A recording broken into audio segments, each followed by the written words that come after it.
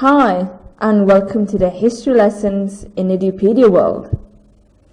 Today, we are continuing the lesson on what you could find in a Roman city. The buildings, the constructions, these are going to go for a bit.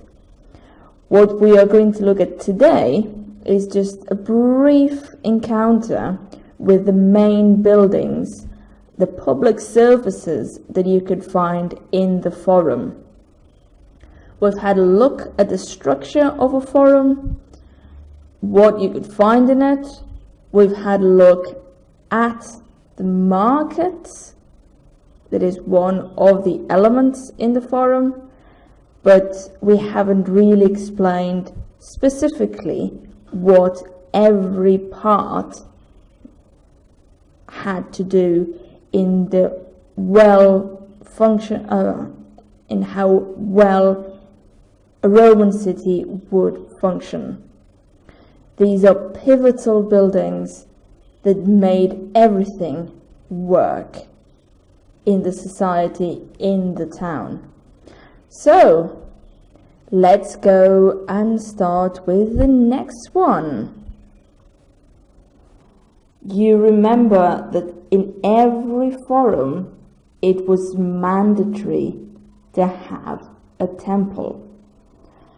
It also was very important that the temple was physically connected to the forum, always.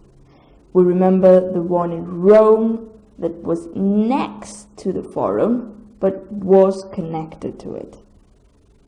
Here, you would worship the protective divinity, the goddess, that was believed to be protecting the city.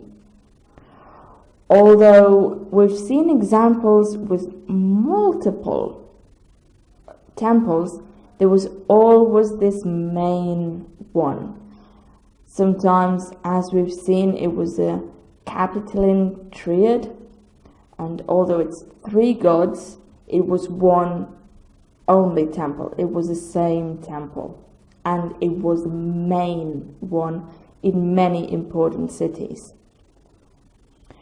It's obviously situated in a part where everyone goes by because of one need or another. Might it be commercial, might it be judiciary, might it be politic. So you would always go by the temple and remember that this god was the one protecting the city you were in. This was important because also the temple was considered the house of the god, and minimum you would have one statue, and if it's a really wealthy place, you would have various imagery of that same god. For us, temples are a place of worship, though, a place where everyone congregates at a certain day or certain festivities. Roman temples do have congregations for festivities, but regular worship by people, like having mass, would not be implemented. You could go by, but what you would really have was some priests burning incense, but you wouldn't have all the people going there to ask something to the god or goddesses every certain date in the week. That was not something that Romans did. Also, we have to remember the importance of the temple, that in many cases it had the treasure of the city. The public treasure was kept in the house of the gods.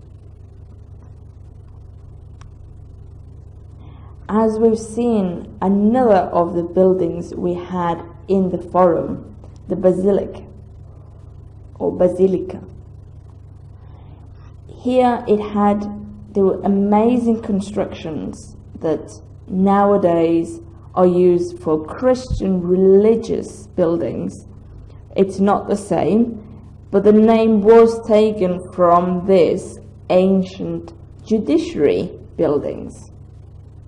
You see the columns and the big nave. These were at the end of the empire, when they lost its meaning because the Roman Empire was no longer working as it was, and Christianity was implemented. People started using it for religious purposes, and that is why nowadays this name is still used for churches. But this is the origin of why today we have this. For Romans, though, the Basilica, as I've mentioned, had judiciary functions and was normally placed at the end of the forum, facing the temple, so at opposite sides. It normally also had 3 naves with porches inside. You see this magnificent building.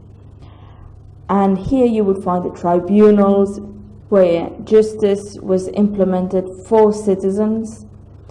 But also here you would sign contracts and important sales. So lots of this paperwork that nowadays we would go to a notary, and any civil document that has anything to do with law or with the judiciary system, what we would normally do for inheritances, selling a house, a business, going overseas, you would sometimes have to go through here. So it was a centerpiece of many commercial exchanges.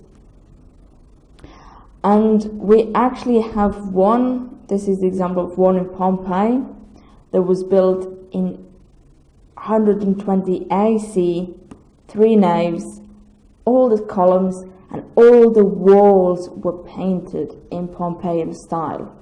This we'll see in the lesson in art, but just imagine all of this completely covered in paintings would show how wealthy the town was.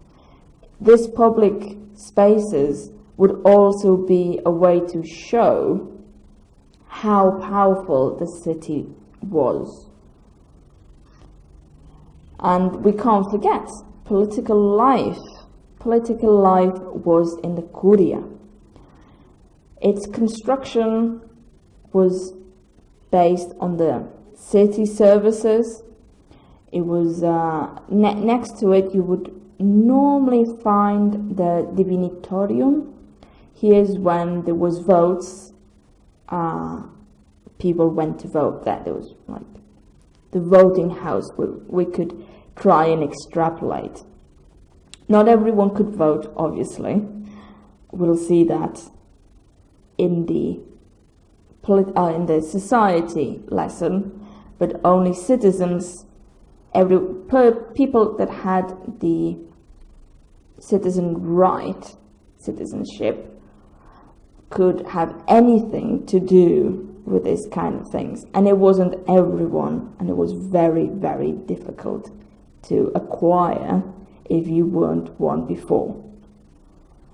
The capacity for a Curia would be normally around 300 senators, although it always depended on the population of the city.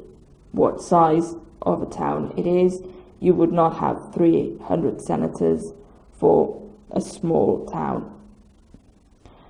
And generally here, not like we've seen in the Basilica, you would try to avoid any luxuries. It looked nice, but you wouldn't have it terribly decorated with artwork.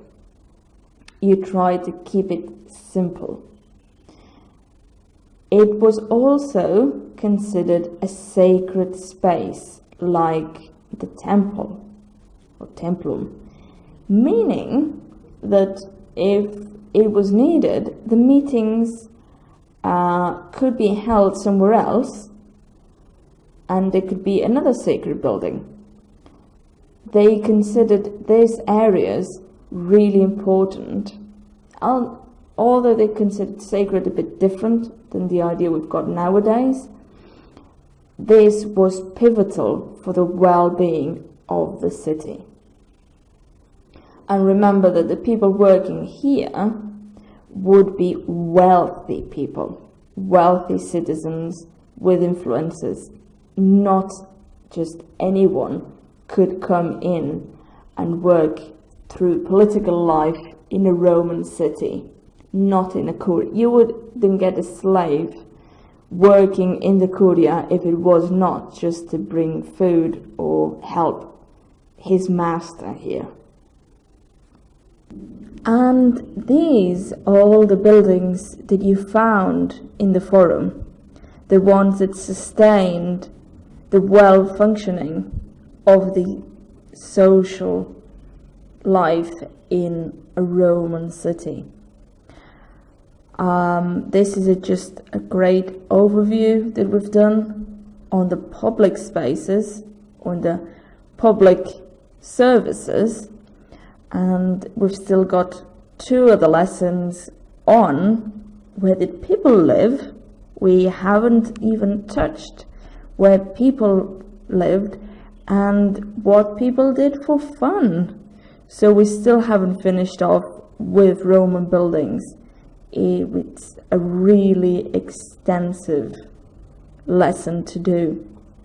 I hope you enjoyed this little glimpse into more information on how a town would work, and try and find me in the next lesson.